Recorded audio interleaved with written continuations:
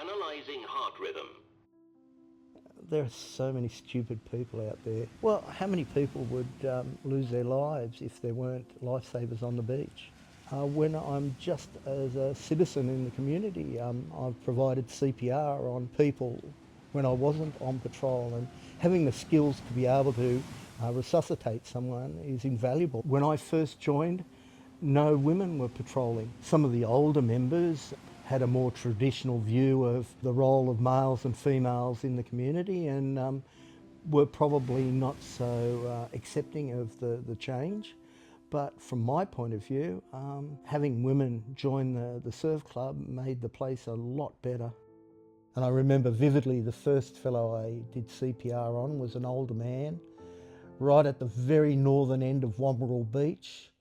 I was there, and there were a group of people standing around looking at this man who'd collapsed on the beach. And everyone just stood around when I arrived and was just looking at him.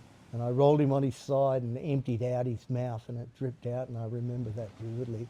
Cleaned out his mouth, and then I rolled him back and I put in that first puff of air. Then my 30 compressions, 2 breaths. I said to a friend that was with me, take hold of the man's wife and hold on to her. And finally the ambulance man said to me, how long before you started on him? And I said, I don't know.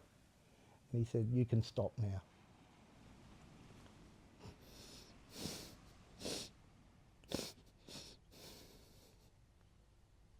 That man died. Yeah, but we did a good job on him. You know, everyone said we did a good job on him. I always have enjoyed teaching. I try and make it, not only just a learning experience, but is related to the world in which we live, and also just bringing skills to them that will help them become lifesavers, but be useful in the community by volunteering and helping others.